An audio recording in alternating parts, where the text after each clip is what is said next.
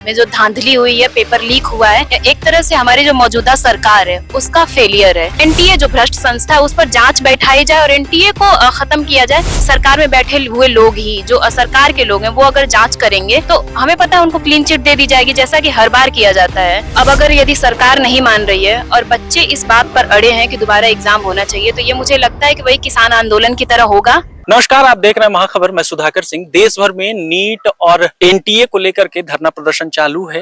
बच्चे लगातार दिल्ली समेत, बनारस समेत तमाम जगहों पर धरने पर हैं। सरकार मानने को तैयार नहीं है कि पेपर लीक जैसा कोई मामला है। हमारे साथ बातचीत करने के लिए समाजवादी छात्र सभा जेएनयू के अध्यक्ष आराधना जी हैं।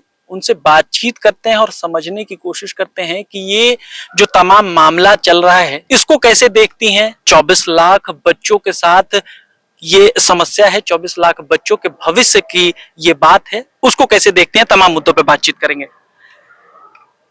इस पूरे मुद्दे को किस तरीके से देखती हैं, क्योंकि छात्र जो है वो सड़क पर हैं, सरकार जो है वो मानने को तैयार नहीं है कि पेपर लीक जैसा कोई मामला है। इसको कैसे देखती हैं? देखिए, जो भी पूरे देश में मसला चल रहा है, जो नीट का पेपर में जो धांधली हुई है, पेपर लीक हुआ है, एक तरह से हमारी जो मौजूदा सरकार है उसका फेलियर है। और हमारी जो मौजूदा सरकार वो ये मानने को तैयार ही नहीं है कि कोई पेपर लीक हुआ है। आप देखेंगे जो हमारे शिक्षा मंत्री रहे हैं धर्मेंद्र प्रधान जी, उनका ट्वीट आता है और वो कहते हैं कि इस तरह की धांधली के कोई पुख्ता सबूत हमारे पास नहीं है। तो 24 लाख स्टूडेंट जो पूरे देश में धरना प्रदर्शन कर रहे हैं, तो वो क्या बेवकूफ हैं या उनके भविष्य के साथ आप क्यों खिलवाड़ कर रहे हैं? और ये सिर्फ नीट के एग्जाम की बात नहीं है। एनटीए जो संस्था है वो संस्था ही भ्रष्ट है। वो जितने भी एग्जाम करवाती है देश में, चाहे वो यूजीसी नेट जेआरएफ का पेपर हो जाए, नीट का पेपर हो जाए, कोई भी पेपर हो जाए, वो पेपर लीक होता है। और ये लीक कोई और नहीं कर रहा है, उसी संस्था में बैठे हुए लोग ही कर रहे हैं। उनकी सरकार से वो मिले जुले लोग हैं, इसलिए उन पर कोई भी आरोप ये सिद्ध नहीं कर पाते हैं, कोई उन पर कार्रवाई नहीं हो पाती है। पिछले साल की बात है, नेट जेआरएफ का भी पेपर लीक हुआ था। बच्चों ने बहुत कंप्लेन की थी, नेट को, एनटीए को ईमेल किए जा रहे थे, हजारों की संख्या में ईमेल किए जा रहे थे, लेकिन कोई जवाब नहीं आता है। न्यूज़पेपर्स में निकलवाते हैं। एनटीए हमसे पूछता है कि आपके पास प्रूफ क्या है। हम एग्जाम्स देके आते हैं और हमसे पूछा जाता है कि आपके पास धांधली के क्या आपके पास सबूत हैं। हम स्टूडेंट से पूछा जाता है। यही सेम चीज नीट में जो 24 लाख स्टूडेंट्स बैठे थे उनके साथ हुआ है। दूसरी बात, जो ग्रेस मार्क दिए जा रहे हैं, ये कहीं प्रावधान ही नहीं है कि आप किसी नीट के स्टूडेंट को जो परीक्षा में बैठ रहा है, आप उसको ग्रेस मार्क्स दे के आप उसको पास करवाएंगे। जो स्टूडेंट, अभी मैंने हाल ही में एक बच्चे का इंटरव्यू देखा जो पेपर दे के आया हुआ था। उस स्टूडेंट ने एक क्वेश्चन वो छोड़ के आया हुआ उस पेपर में, लेकिन उसके 720 में 720 नंबर हैं। तो ये क्या हो रहा है? ये तो स्टूडेंट्स के साथ खिलवाड़ी हो रहा है ना। 2015 में जब पेपर लीक हुआ था, आपको पता है, हम सबको पता है, सुप्रीम कोर्ट ने पेपर को रद्द करवाया था। और सुप्रीम कोर्ट ने यह कहते हुए पेपर को रद्द करवाया था कि अगर एक भी बच्चे के साथ अन्याय हो रहा है, एक भी गलत बच्चा अगर पास हो जा रहा है, तो उन परीक्षा देने वाले सभी बच्चों के साथ ये अन्याय है। और ये कहते हुए सुप्रीम कोर्ट ने उस पेपर को रद्द किया था और इसी देश में ये पेपर दोबारा हुआ था। तो ये हमारी मांग है, हमारे संगठन की तरफ से, पूरे स्टूडेंट विंग की तरफ से ये मांग है कि पेपर जो है वो दोबारा करवाया जाए और एनटीए जो भ्रष्ट संस्था है उस पर जांच बैठाई जाए और एनटीए को खत्म किया जाए।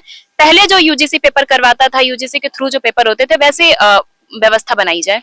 एक बात आप भी मानती हैं कि जब से एनटीए का गठन हुआ है तब से वो सक्के और उसके घेरे में रहता है, लेकिन एनटीए पर जब भी बहस होती है, एनटीए ने अभी एक गठन कर दिया है, एक जांच के लिए कमेटी बना दी गई है, उसी में उसी एनटीए के लोग हैं जो जांच करके उसको क्लीन चिट दे देंगे। इसमें रास्ता क्या निकलेगा? सरकार भी मानने को तैयार नहीं है। देखिए, एनटीए को ही पहले खत्म किया जाए, हमारी तो मांग यही है। क्योंकि जो उनके चेयरमैन बनते हैं, जो यूजीसी के चेयरमैन बनते हैं, वो पहले जेएनयू के वीसी रह चुके हैं। हमको भी पता है, आप सबको पता है। तो जेएनयू में उन्होंने जो किया है, किस तरह से हॉस्टल्स में इन सब चीजों में धांधली होती थी, या फिर परीक्षाएं किस तरह से हुई है, जो एक उन्होंने सीयूईटी का पूरा पैटर्न ला दिया है, उसमें क्या हो रहा है, सीयूईटी में भी धांधली हो रही है।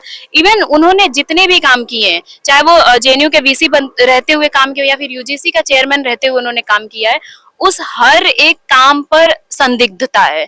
हर एक व्यक्ति उनको संदिग्ध नजर से देख रहा है। सारे पेपर लीक हो रहे हैं। तो अगर सरकार में बैठे हुए लोग ही जो सरकार के लोग हैं वो अगर जांच करेंगे तो हमें पता है उनको क्लीन चिट दे दी जाएगी, जैसा कि हर बार किया जाता है। तो उन लोगों से जांच न करवाई जाए, या फिर सीबीआई के थ्रू या फिर जो भी हमारे पास एक दूसरा, सुप्रीम कोर्ट को इसको अपने संज्ञान में लेना चाहिए और सुप्रीम कोर्ट को खुद की निगरानी में ये जांच करवानी चाहिए। सुप्रीम कोर्ट ने तो ये किया कि जिन बच्चों को ग्रेस मार्क्स मिले थे 1565 1564 जिन बच्चों को मिले थे उनका सुप्रीम कोर्ट ने आदेश कर दिया है कि उनके फिर से पेपर हो जाएंगे और जो काउंसलिंग थी उस पर असर नहीं पड़े।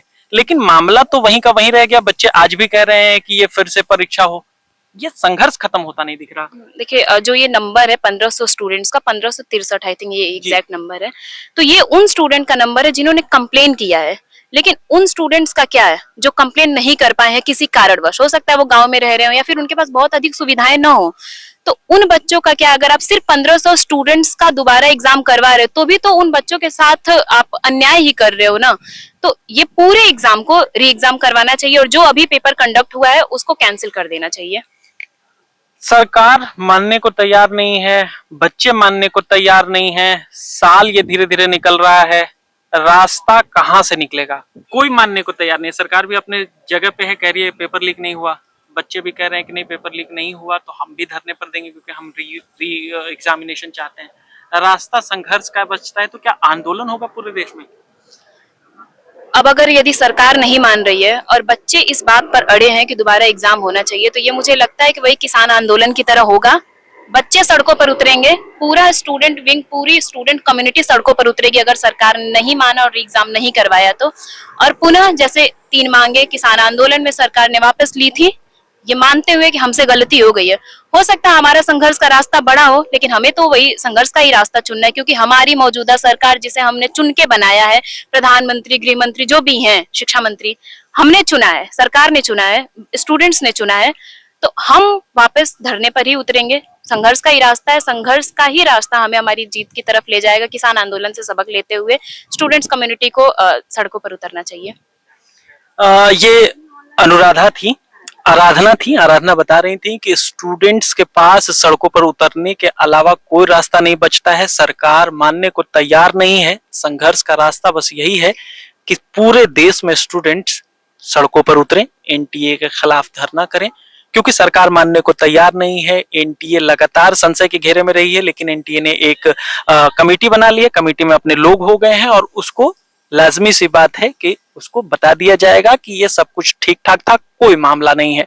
अब ऐसे में रास्ता कहां से निकलेगा ये देखने की बात होगी। आप बने रहे महाखबर के साथ, मैं सुधाकर सिंह, धन्यवाद।